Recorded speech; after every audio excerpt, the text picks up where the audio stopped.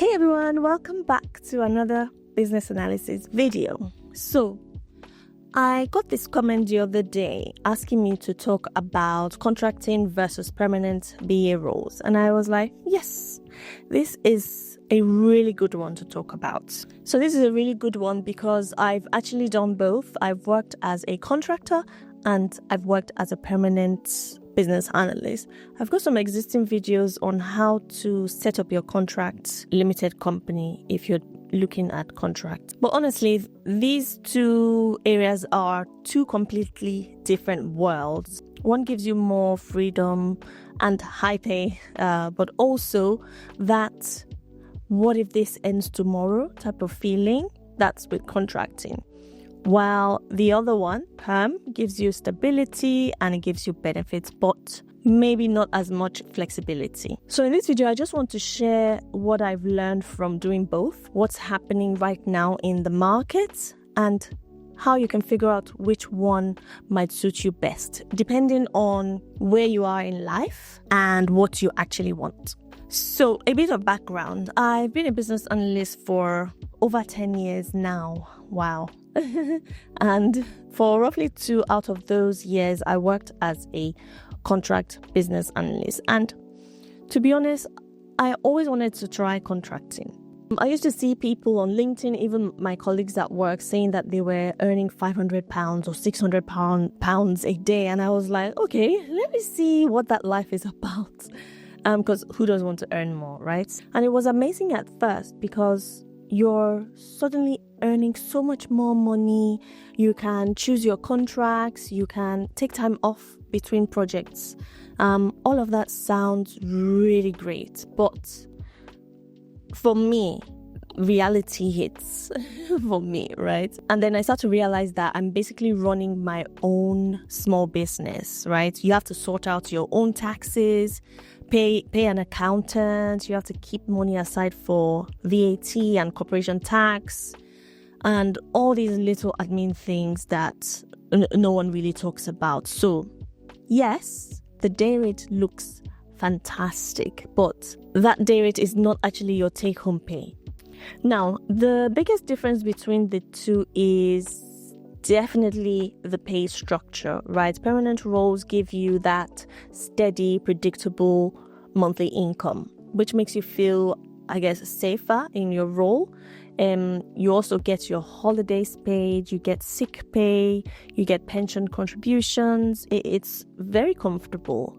While contracting, on the other hand, pays more per day, but you only get paid when you work. So you don't get all these benefits that you would get in perm, right? So if you take a holiday or you're between contracts, you don't actually get paid for it. And when a contract ends, that's it. It can literally end with no warning, right? I've seen people be let go the same day because budgets changed or projects got paused, right? So while you're earning more, you're also carrying more risk. Now, let's talk about the flexibility because that's one of the biggest reasons people go into contracting, including me. So when I was contracting, I loved the fact that I could work for a few months, 3 to 6 months, take a proper break if I wanted. I didn't have to wait for approved annual leave, for instance. You get that sense of control. You can decide, okay, I'll do a 6-month contract and then take a month off to travel, to rest, whatever. But again, there's a flip side. That same freedom also means instability, right? You can be released from your contract anytime, like I mentioned, on the day. So you do need to be financially ready for those gaps. Now, if you've got a mortgage or family responsibilities, or you just prefer that feeling of security, then permanent roles might make more sense for you, at least for now. Now, something I don't think people talk about enough is the pressure that comes with contracting. There's a lot of pressure, to be honest. As a contractor, you're expected to hit the ground running once you start. There's no settling period. There's no onboarding period per se. So you walk in and people are already expecting you to add value from day one, right? You're actually brought in to fill a gap or fix a specific problem. So there's this unspoken expectation that you're the expert, and that can feel a bit intense at first when you start as a contractor. With permanent roles, you tend to have a bit more space to grow, right? You can make mistakes, you can learn, shadow people, take on new areas of work. It's a slower build for you. So if you're still developing confidence as a business analyst or you're newer to the role, I'd say start with a permanent role first. Try to learn the ropes, get comfortable, and then explore contracting later when you feel that you're ready.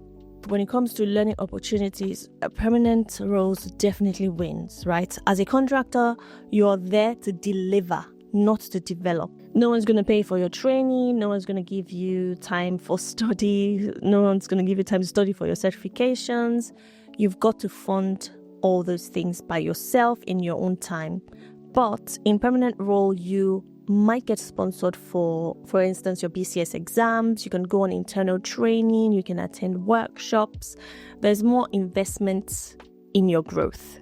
So if you're in that stage where you still want mentorship, feedback and growth, permanent roles gives you more of that structure.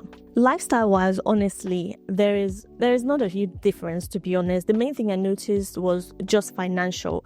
Contracting gave me more earning potential, which meant I could invest more, I could save more, and I could also travel more freely. But the trade-off for me was mental load, right? Because you're always thinking ahead. What's next? Should I start applying again? Will this contract be extended? It's just that stress and pressure of it, and that constant uncertainty that can get quite tiring. Whereas with a permanent role, even though you might earn a bit less, you have that peace of mind. You can actually relax without wondering when your next invoice is getting paid.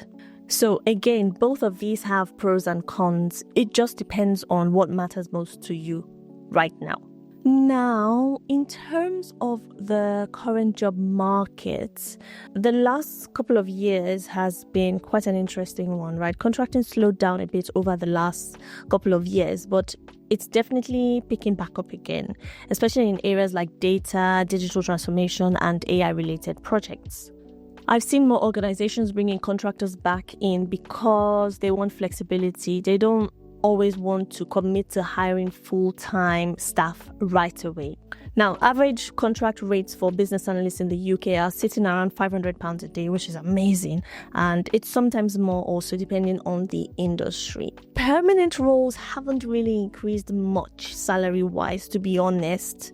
And competition for them can be quite tough. So a good time to explore both, honestly. Just make sure that you understand your risk tolerance and plan your finances properly if you're leaning towards contracting. So my honest opinion, you can absolutely explore both because, again, that's exactly what I did. Contracting was something that I'd always wanted to try, and I'm really glad that I did it. It gave me experience, it gave me perspective, it gave me freedom. But I also learned that for me, security and stability matter more at this stage of my life. I didn't want the constant stress of looking for new contracts every few months. I didn't really enjoy that.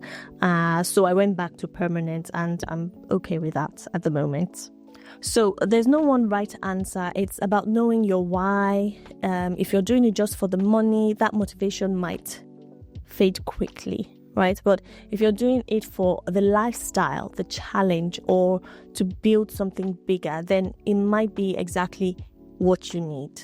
So that's it. If you found this video helpful and you're trying to figure out which path might be right for you, whether it's permanent, whether it's contract, then definitely check out my Well-Paid BA program. Inside, I walk you through everything from building your confidence as a business analyst. That is key for us in the program, to understanding the market, to optimizing your CV and preparing for interviews so you can succeed whichever role you take, whether it's contracting or whether it's permanent. I'll leave the link below for you to learn more. And if you want me to go deeper into the step-by-step of how to set yourself up as a contractor, I already have a video on that, so I'll link it here as well.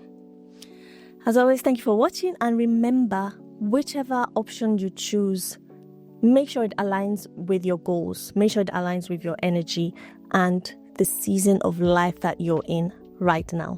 As always, thank you for watching. Don't forget to like, subscribe, share this video, and I'll see you in the next one. Peace.